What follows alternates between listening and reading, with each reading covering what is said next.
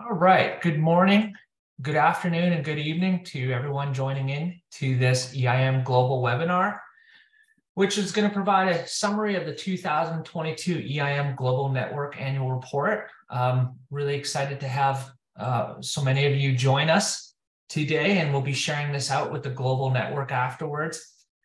The whole point behind this is each year we send out an annual survey to each EIM National Center and ask them for an update on their activities, things they've accomplished over the years, and goals moving forward for the following year. We then take this information, we update the EIM fact sheets that go on the website. We update our mailing list with the new advisory board members. And then at the end, we put together an annual report. In the past, we went over this annual report at our meeting in the ACSM annual meeting. This took a lot of time, so I figured this year we'd use that opportunity to discuss and have conversation, and that maybe we could present the results in a EIM deeper dive webinar. However, I don't want this to be a lecture or a discussion of just me talking. So there's going to be multiple conversations as we go, or multiple topics as I go through this. I would love to have people jump in, talk about their own experiences, ask questions, provide feedback. If you're not comfortable speaking or you want to add something in the chat room, please do. But I'm really hoping this is more of an interactive event than me just talking along. So with that, I'm going to get started. But again, please join in and jump in. And also, if anyone, those people on the webinar, if you want to change your name and add the country you're representing, just so everyone can see, the wide scope of people we have on this call. All right, well, getting started, just a little bit about the survey. There's 34 questions we ask each National Center director or their team, 12 different categories. We're going to be going through most of those categories briefly today. We sent it out to 32 EIM national centers. We don't send it out to ones that just start during that year. Usually we give them a year to get their activities going. And then there's a few EIM national centers which are inactive, and we don't send it to them because we're not going to get a response. So out of the 32 countries, 28 of you all responded. That was really excellent. And over the years, we're just really thankful because we continue to have these really high rates, high 80% of people responding. And so we take this information, it's sent to ACSM leadership, it's reviewed by the EIM governance board, and we try our best to use it to advance and improve what we're doing with the EIM Global Network. So one of those first categories is just satisfaction with the EIM Global Center. We do something called a Net Promoter Score. This is a simple and quick tool just to judge satisfaction. It's actually used in the business world. So you just ask people to rate how satisfied are you with the services you're receiving on a scale of 1 to 10, with 10 being the best, 1 being the worst, and then there's some open-ended questions. The way you calculate the score is you calculate the number of promoters. This is 15 out of 28. It's approximately 53%. And you subtract the detractors. This is 3 out of 28, which is 3.5. No, it's more like 8.5%. And you end up with a total, which is 44.8. So we're still in the median. It's a little bit lower than I'd like. And that just gives us motivation to try and provide better services for everyone. So when we ask people in that open-ended question how we can serve you all better, I'll go through the first couple of comments here. So hosting more meetings. So we're trying to do this. We're trying to reach out to talk to people individually, trying to help with arranging meetings locally, regionally. So if there's anything you'd think we can help in that sense, we certainly would like to do that. The second one, scientific materials and resources. With Robin not being involved right now with EIM Global, it's a little bit more difficult. She was kind of in charge of developing materials, but hopefully we can help disseminate and perhaps repurpose some of the many tools we have on our website. We're trying to provide more information, more emails, more communications, more connection, more social media, so that hopefully we'll address points 3 and 4. And assistance with this national physician exercise training programs. Not sure how we can do that, so certainly looking to feedback from the rest of you on this. So a couple more points here. Again, please jump in if you have any comments or thoughts on this. And the topic is more how EIM Global can help provide better service to all of you.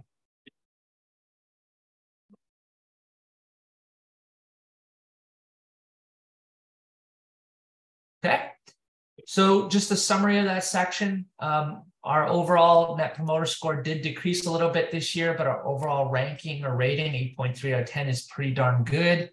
So we're happy with that. We want to do better. We have 2 of the 3 detractors were people who were not unhappy with the job we did. They just said, we would have marked NA if possible. So that would have helped our score a little bit. Some of the comments were support, responsiveness, communication, resources. I certainly hope to continue doing that and trying to do a little bit more if I can. And then when we looked at it, some of the areas we thought we could improve is conducting more individual calls or communications, arranging more regional meetings, offering more frequent and robust number of deeper dives, because we think this is an opportunity. I see Sarah on the call. Sarah in Italy did a deeper dive right before the annual meeting. I think it's a great opportunity for countries to share everything they're doing. So Stanley, I'm going to be looking to you to share your Jockey Club project in the future too as a deeper dive. So the next area we go in is we've clumped together the EIM National Center training activities. The first one we asked specifically about is healthcare provider training. So all the national centers that responded reported doing 56 different courses or workshops. You can see that's down a little bit from when we were doing 110, 105, 69, 76. So this averages out to about 2 per EIM National Center that responded. Just getting a bigger picture, we trained about 2,000 healthcare providers, again, down a little bit from what we've done in the past. When I add up what everyone has reported over the last 7 or 8 years, we've been doing this annual report. Globally, we've reported doing about 23,000, training about 23,000 healthcare providers. So just a little bit, a look, putting those numbers in the number of trainings and or the number of people trained is, we can see this is on a downward trend, and we can discuss this here in a second. Then we ask about training exercise professionals, 95 courses or workshops. This is increasing over the past. It's about 3.39 per national center, but most of this is driven by Stanley and his team in Hong Kong, who report training, doing 53 trainings. And when you look at the number of individuals, 3,145 exercise professionals trained. Again, that's overall an increase of what we've done in the past. But a large number of those, again, are through EIM Hong Kong. So since we've been asking this question, again, I think this stretches back about 7 years. We've gotten 13,700 exercise professionals being trained, and formal training, not just conference presentations, but actual training workshops in the network. So this is what the trends look like. Overall, a nice positive type of slope. So summary of this section is training is our main activity. It's the thing that most countries report doing. It's the low-hanging fruit. It's often the easiest thing to do. Healthcare provider training has gone down over years, but exercise professional training has gone up. I think one of the good trends is that more countries are starting to report doing virtual trainings. And I think that's going to have a lot of promise for expanding beyond just physicians, beyond exercise professionals, and targeting a larger group of people. So I certainly want to support how we do more training opportunities to new audiences. We had a nice conversation with the group from Europe this week, talking about training, reaching out to primary care physicians. I think nurses remains a large untapped pool. And I also think that maybe we could do a better job of pooling resources regionally. I think Ben Tan and his team have done a fantastic job of doing this in Asia. But, you know, instead of creating new resources, how can we better use the resources that we have out there? So any questions or thoughts? I see, you know, Dominican Republic, you're on the call. You all have done a fantastic job of doing trainings in the Caribbean and Central America. Sarah, you guys have a big training coming up. Thank you for your email today on medical students throughout Italy. So there are some really cool things that I really hope we can share and continue growing.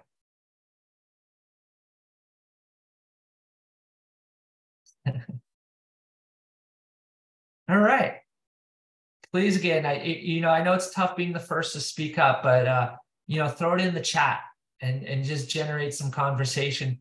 Jonathan, I'd love to hear about Canada. You used to be a huge driver of training across the country, and I think maybe you've slowed down on that a little bit or shifted your focus elsewhere.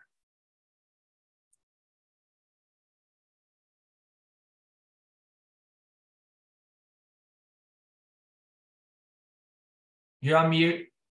We're not hearing you. Well, you're off mute, but something else is. Can you hear me now? Yes, we can. Okay. Yeah, so two things changed. One is we used to organize our training for healthcare providers through the Canadian Academy of Sport and Exercise Medicine. And then basically a year and a half ago, they decided to kind of go their own way, not with exercises medicine, but have their own branch of physical activity counseling for healthcare providers, particularly physicians. And that was partly related to their funding with the National College of Physicians and Surgeons. So we kind of let them kind of go with that. And we have then kind of refocused on training for other professionals, as well as trying to develop the exercise professional training. And that one's been kind of on hold a little bit due to with the EIM credential, and Canada is kind of working with ACSM on using the EIM credential and doing that. So that's getting sorted out now. And once that gets sorted out, then in the next 6 months or so, we'll get that training going again. But COVID kind of, with everybody, kind of put a damper on all the in-person stuff. And we've done a few virtual training for dietitians and nurses, particularly in the last year or so. Awesome. Well, and if you look back at the numbers, if when you're talking about, Jonathan, 28 countries responding, if each country does 2 or 3 trainings across the network, globally, that's a large impact, and so even the smallest amount, a couple of trainings here or there, I'm not saying anyone has to do that, but I'm saying if you do that, it actually contributes to the global total and increases those numbers. So any other comments or thoughts?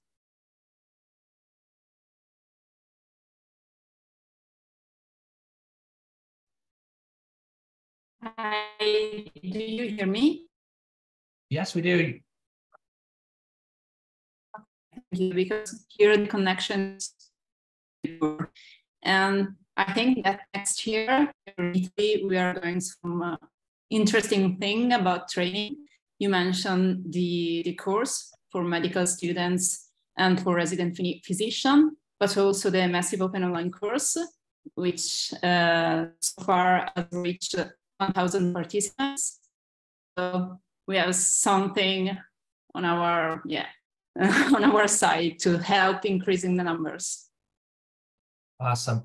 And Sarah, will you please put the link to the massive online course in the chat so everyone can look and see your work there? Yeah, I would do that. Awesome. Great. All right. Well, let me move on. The next kind of category we ask questions about in the annual survey is integrating physical activity, or EIM, into health systems. And I mean, at the end of the day, this is the ultimate goal, right? This is the goal, is to get our health systems assessing, prescribing, and referring patients to physical activity resources. So, you know, within this, what we do is I kind of group things into using our readiness to change kind of a model. And I, you know, when your responses, I say like, you know, there's no efforts, people are in preparation, they're in initial or they're in action stage doing this. So looking at these numbers, it's a little bit hard to look at and understand, but what I'm looking at is there's an increase in national centers actively reporting that they're integrating EIM to health settings. So this is going up. But also, if you look at these first two categories combined, we're up to about 13 national centers versus 9 and 8.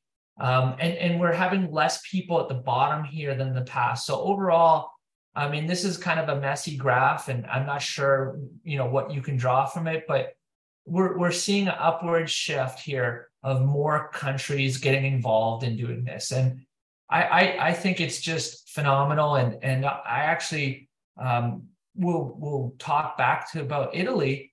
And when they started EIM 3-4 years ago, they were like, well, we're going to have a real regional approach. We're going to start in just our local region, and we'll grow when we go from there. And typically we want to try and do like, well, we want this to be a national initiative. But we're like, okay, well, you know, we'll support you. And they've done such a good job in their region. It's now expanded to the 2 or 3 regions around them, and the 2 to 3 regions out from there. And it started at their local hospital, at their university, but now it's involving other countries and other counties and regions, and it's kind of grown. And so coming back to this, I think it's all about just getting started, making that proof of concept, testing things out, getting one hospital or one community health center going and moving forward. And overall, when I look at these numbers, this is encouraging to me. So I really hope we see more of this. You know, Stanley is in Hong Kong. They have their grant. They're doing their project in one health region of the country, but now they've moved to another health region of the country, and they're growing and expanding their efforts to integrate. So I find that a very encouraging thing. Another thing we ask questions about is collaborations with different entities. So you're seeing a slight increase with the collaboration with national governments. I think that's really exciting. They're not on the call today, but we see this with Greece is doing a fantastic job of this. Folks in Poland, Cyprus, they've reached out to their ministries of health. Angela, I think you in Dominican Republic are in communication with the Ministry of Health. I know EIM China has some connections. So it's not essential, but it's certainly good seeing that growth at the national level. I wonder if there's room for improvement at the regional level, reaching out to the local governments and getting them involved. We see some partnering with national health organizations. Like I mentioned, we had a really robust conversation this week about partnering with the national primary care and national family medicine physician associations and trying to get them on board. National nursing associations. You know, we've focused a long time on national sports medicine, but can we bring in these other specialties to get their support? At times in the past, countries have reported working with national health insurance plans. I could probably be national private health insurance plans. I think this is certainly a way to go. And then some countries have reported, quite a few countries have reported no efforts in this area. So I think there's room to grow in both of these areas, but they're very, very difficult. We understand that. And we're just trying to encourage, share knowledge, and help you however we can. So here's some of my takeaways. Like when we add it up, we see about 46% of national centers trying to integrate physical activity into health settings. Some of the keys that people list is their relationships with leaders at those health settings, clinic champions they're working through local hospital and health systems. I've mentioned, starting small with one system, one connection, one health clinic, and growing from there.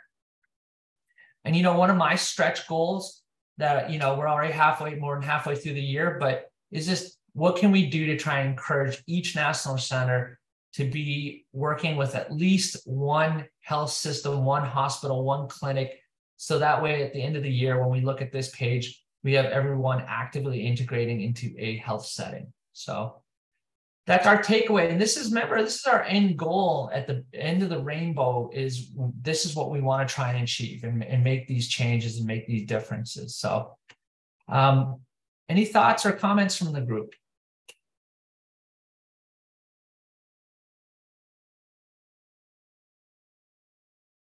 I think most of the people on this call, their countries are actually doing this. We have Jonathan has done did a deeper dive. I encourage you to go back and look at it from last year, talking about his work in Nova Scotia. They're doing this. I think Italy, we got to get you on talking about your work with the community gyms and the efforts you're doing. So I think we're really doing, many of the countries on this call are doing a good job with that. So.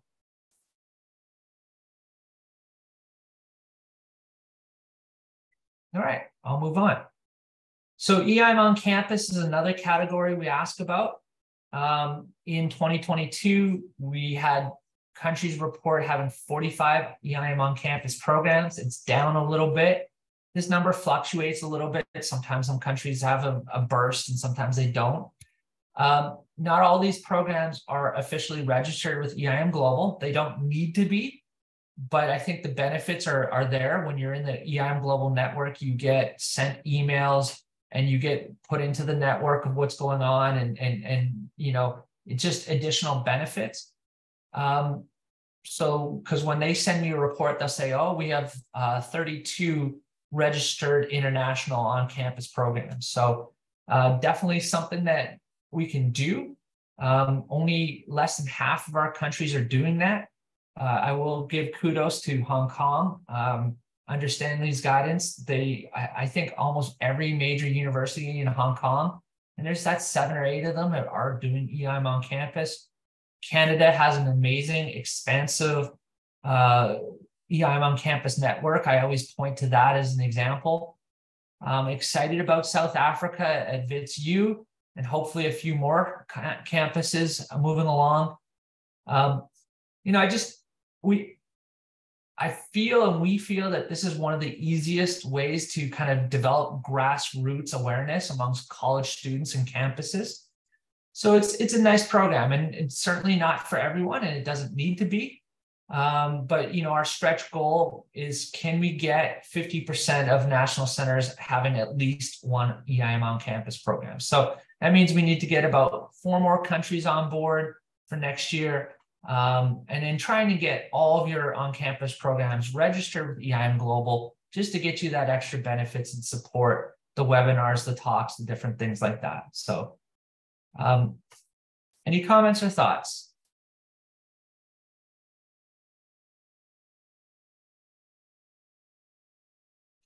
I remember speaking to Dr. Chen and Dr. Zhao in China.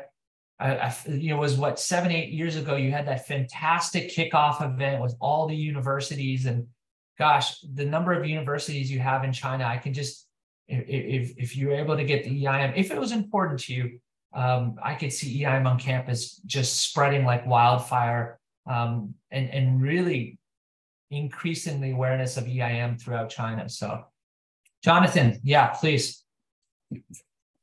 Yeah. Just a quick question. I had a meeting with our EIM on campus program here at Acadia. Like Acadia or Canada has about 18 kind of programs that across the country that are doing EIM actively. And we've been trying to, re-engage everybody after COVID. There was a big kind of drop off during COVID, volunteers dispersed and that kind of thing. But one of the things that our on-campus president here at Acadia said was, how do we register to the, your EIM on-campus international program, and what are the different levels? And I'm,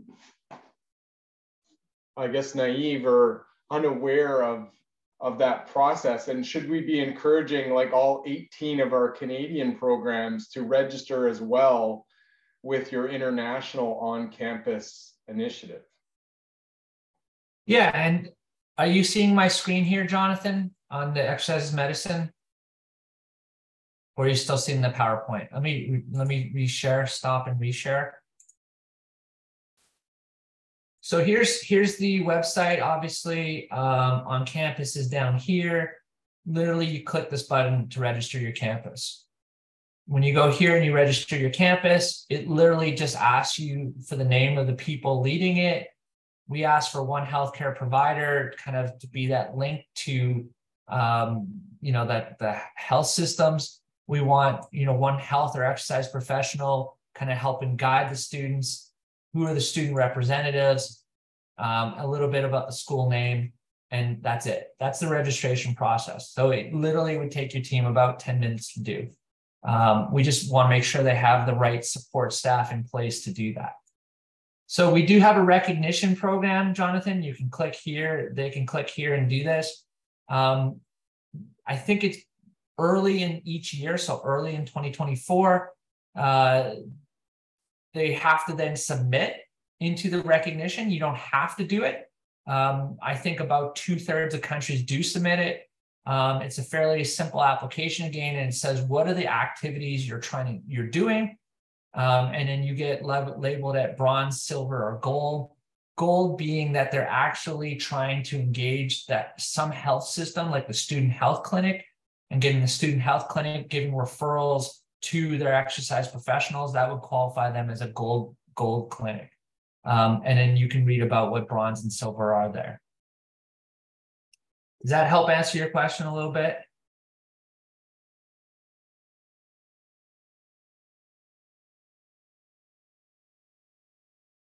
I'm not hearing you, John.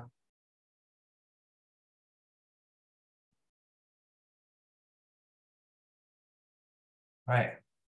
I'm going to move on and we'll keep going. So thank you for that question. If anyone else has a question, please, pop it in there. All right. Next one is social media. So what we did, 17 out of 28 respondents, national centers said they have social media. I also look at websites. 22 of 38 do not have an official website. And I will say out of these 22, maybe half dozen, so 6 to 8, don't have like currently updated websites. There's material, old logos, different things like that from the past. So a little bit on the social media used, mostly Facebook, some other channels around the world.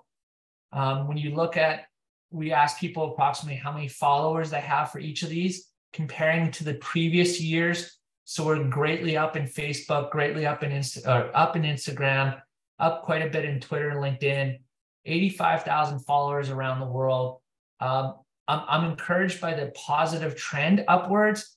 One of the unfortunate things is that there's a small number of countries which are driving this. So it's not like everybody's increasing. It's like 2 or 3 countries are increasing a lot. So, one of my goals is this. Again, gains have come from a small number of countries. Many countries are without websites or social media channels. This is something we talked about at the ACSM annual meeting. Like, really, what can we do to support you and help you with these things? Unfortunately, we're not able to help build out websites anymore. It's just a change to the ACSM. We don't have that capability or capacity. But if we can't get our name out there, if we don't have a website to drive audiences to create interest, if we don't have social media to broadcast what we're doing? How do we get people knowing about EIM in our countries? So I just think it's really, really important that we really have to do. And I know during our annual meeting, several countries talked about their efforts. If you ever want, well, I'm happy to connect you to them. Poland is probably our leader in this area. Canada's engaged a student volunteer that's doing this full time. Their social media game has drastically improved. It does take a lot of work, but I do think there are volunteers. I do think there are people out there that are interested in doing this and getting involved. So here's my goal, a stretch goal is, could we get everyone having one social media channel out there? And in the next month or so, in August, I will be sending out a list of everyone's social media channels with the thought that we could all connect to each other's social media, reshare information, increase connectivity, increase viewership, just doing whatever we can to support each other. So any thoughts or comments on this from anyone on the call?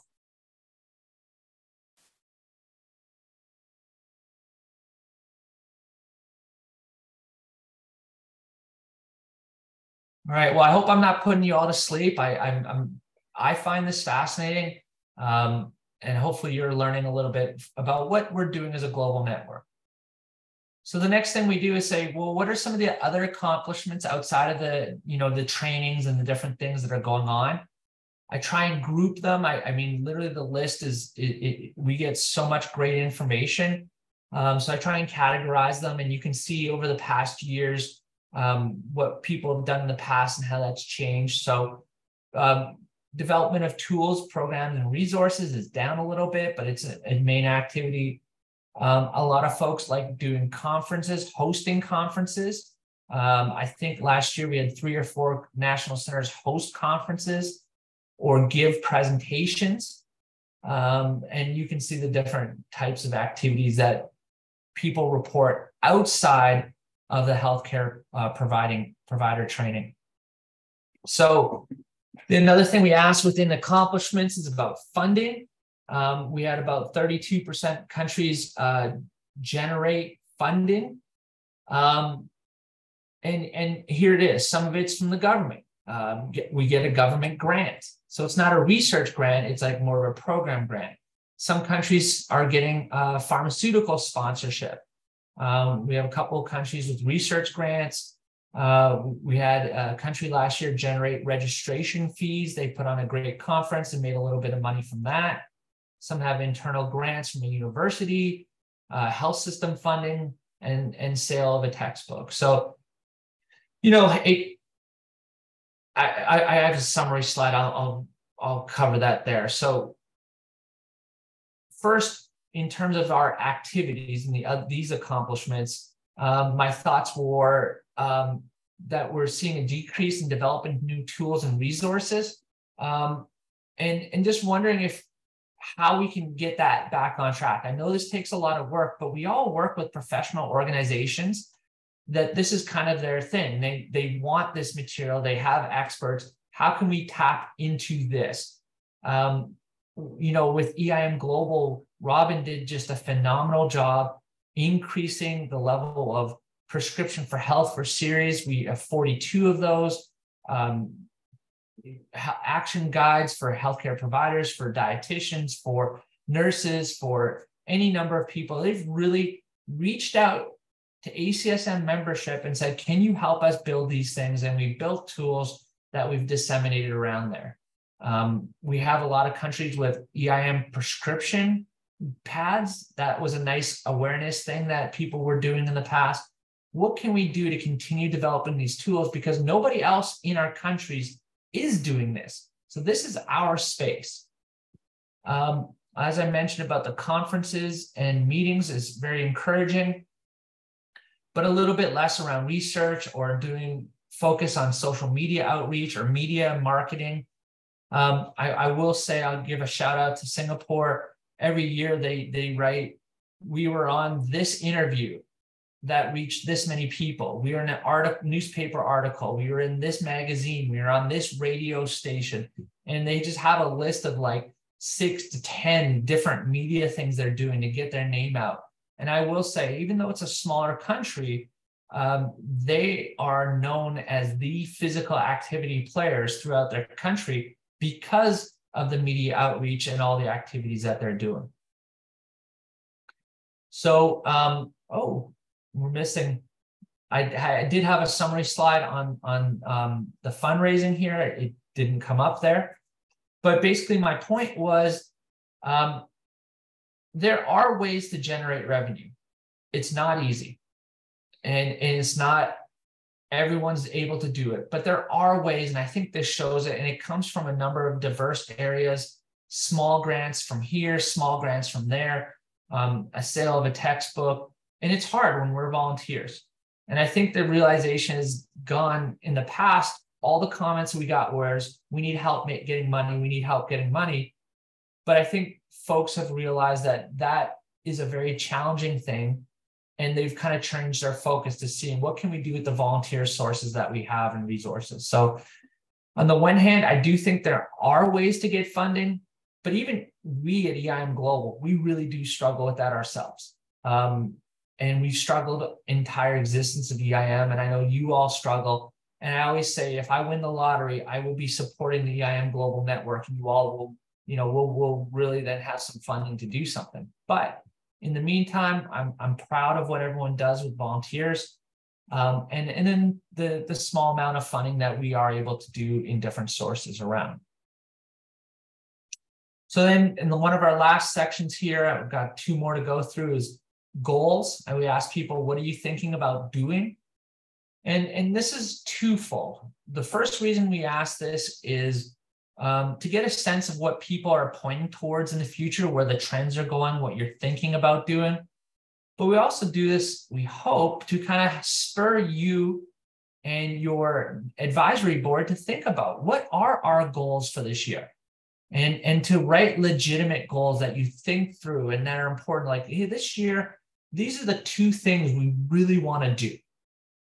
And then really set out your agenda for the year to accomplish those goals. So this is what we get back when we ask about the goals. As we mentioned before, developing trainings for healthcare providers and exercise professionals is very high on the list. But we also see this strengthening capacity, developing interdisciplinary collaborations. So I take that as working with other health professions, working with other sectors of society. Developing, some countries want to develop tools and resources. Again, I mentioned, I wonder if this is something we can increase, repurpose EIM Global stuff or share stuff. I mean, EIM Australia has done a fantastic job building out some tools over the years that people could use as well. So we could, share and reuse those. Increase business activities and, primarily around generating revenue. We see some interest in the EIM on campus, community events, some work with research activity, so on and so forth. So, I think it's a robust list of what everyone's doing, and it's a good list. So here's what my summary of what I took away from it. Again, training is high, interest in training. I really like seeing the renewed interest in capacity building. I'm always just so worried that what if our leader of a national center steps down? Does that national center go away? Or is there enough other leaders that can step forward and take over the leadership and keep moving it forward? I think definitely a way to go in the future is this interdisciplinary collaborations. Any training program you go to, they talk about IPE, interdisciplinary and professional education. But I think there's less emphasis that we should look at increasing collaborations with government, getting back to the social media could be a thing. And then this community clinic linkage clinic community linkage, because we have all these patients that need to go somewhere, and training physicians is great. But if we don't have anywhere to refer our patients and connect them to community resources or exercise professional, the whole system's going to get slowed down and bogged down, and it's not going to work. So my takeaway goal for all this is that just having realistic, feasible goals. I don't think, anyone's expecting a national center to have 15 goals, but having 1 or 2 goals, and this is what we're going to do this year. And, Sarah, you talked about your MOOC that you developed, and that took you all 6, 8, 10 months to develop. And that was your goal for the year, that and putting on your conference. Those are your 2 primary goals, and you did a fantastic job. You knocked it out of the park. So I think that's kind of the type of thing we're hoping each country will say, this is the one thing we really want to accomplish it this year. And at the end of the year, this is how it went. So I'll leave it there for a sec and let anyone have any comments or thoughts about goals and activities for the rest of this year.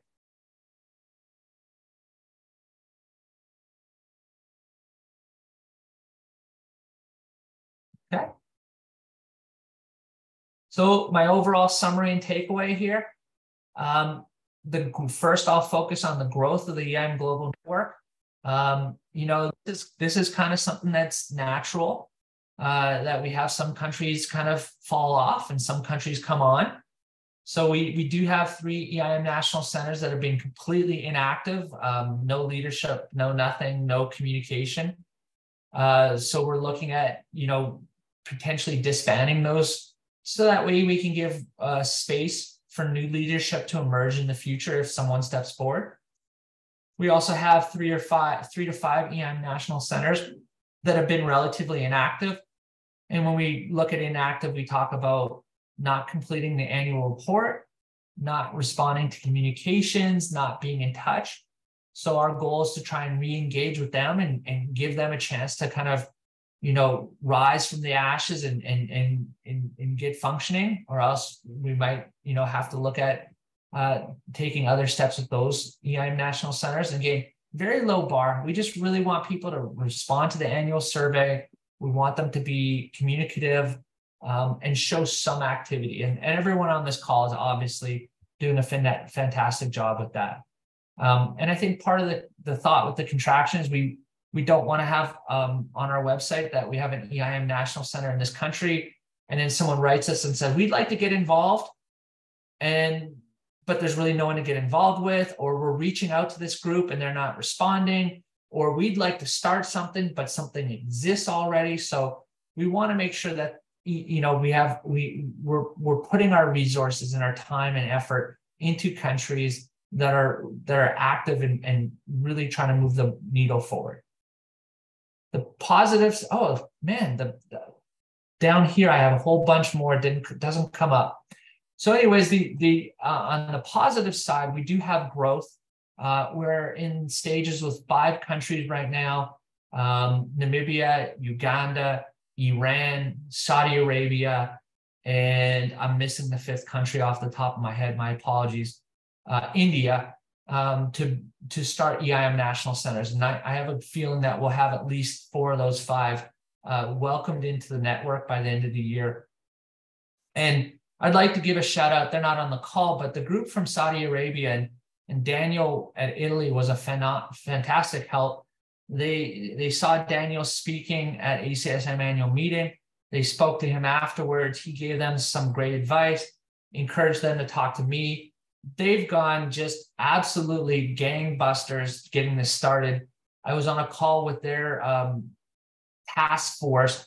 They had 15 people interested in getting this started from all facets of society. And I just was so impressed with the number of people that they were able to pull together that all wanted to see this move forward. And it made me think, like, we can all do this. We can all find people across the country that want to make this happen, and everyone do a small chunk working together. So that was awesome. We're going to see some growth. We're going to see some contraction. But overall, as a global network, we're doing really well and staying strong in the mid-30s range of national centers. So some future goals, and again, this is my goals of how I want to try and support you, and EIM Global will support you. Obviously, nothing happens without your decisions and your strategic planning and what you want to do. You are autonomous in everything that happens in your country. But I do hope as a stretch goal that we have that social media, that we get everyone with some EIM social media, not coming from my personal social media, but develop an EIM, USA social media account where we can put material on Facebook or Twitter or whatever, even if it's just one thing a month or a couple of things. This is something I'd love to see happen. Again, I'd love to see 100% of national centers planning or engaging in integrating physical activity into a health system. It doesn't have to be a massive health system, could be a local community clinic, working with anything. I just think this is the heart of what we're doing. It'd be great to see us all have these examples, and then we can come together and really share and talk about our experiences. Talked about having 50% of national centers with one EIM on campus program. I'm going to keep trying to push this and help and support, doing whatever we can to grow this at the grassroots level.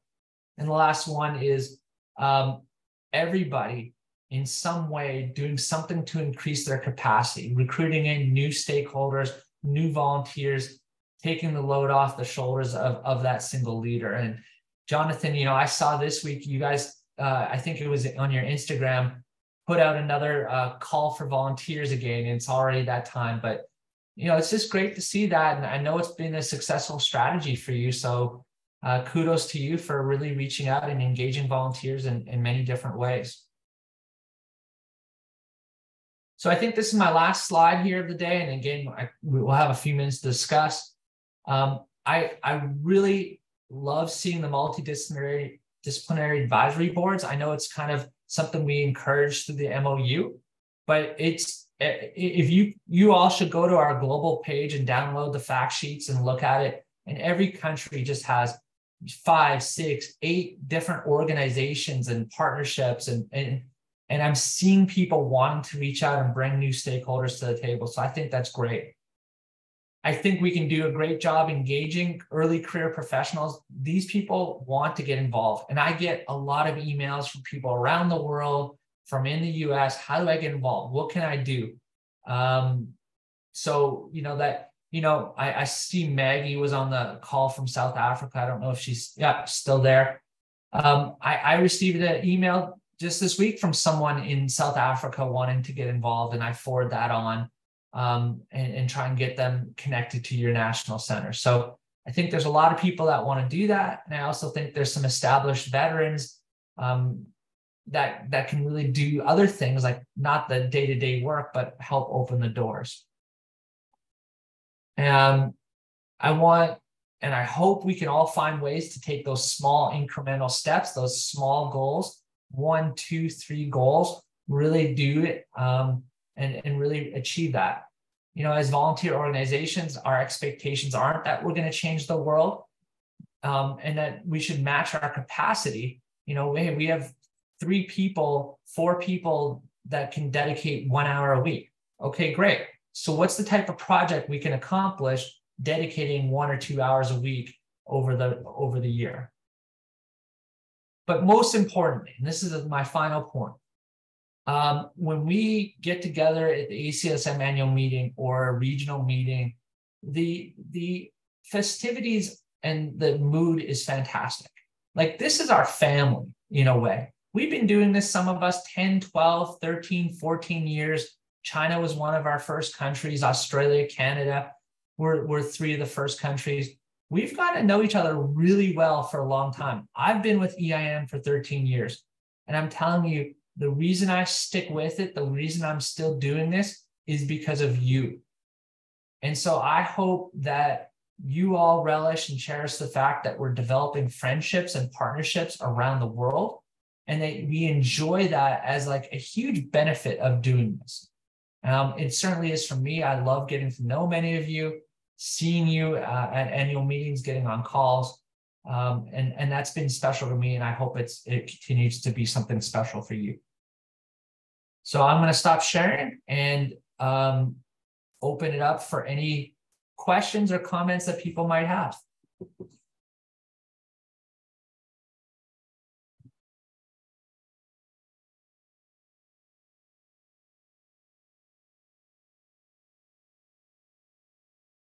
Well, Jonathan, you pulled your monitor on. I'm gonna call on you now. You too, Maggie. We see you. If you have something, jump in. But John, your volume's not working. We're not hearing you. Hi, Daniel. Thanks for joining us. Yeah, we can hear you. My computer, I had to get a new computer last week, so everything's a little funny. Maggie, anything to say from your end? Or are you just saying hi to all of us?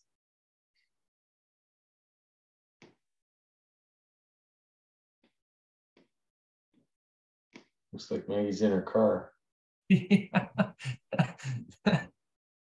Well, hey, I'm very thrilled that we had so many people join to listen to this. I'll disseminate the video to everyone else. Thank you all for taking the time. I know when you get the emails in December, you're like, oh, another thing we have to do. But we do use this information. I do try and reach out to it. I do try and look back at what your needs are. And I'm going to try and follow up in the next couple of months with things that you've said and see how you're doing.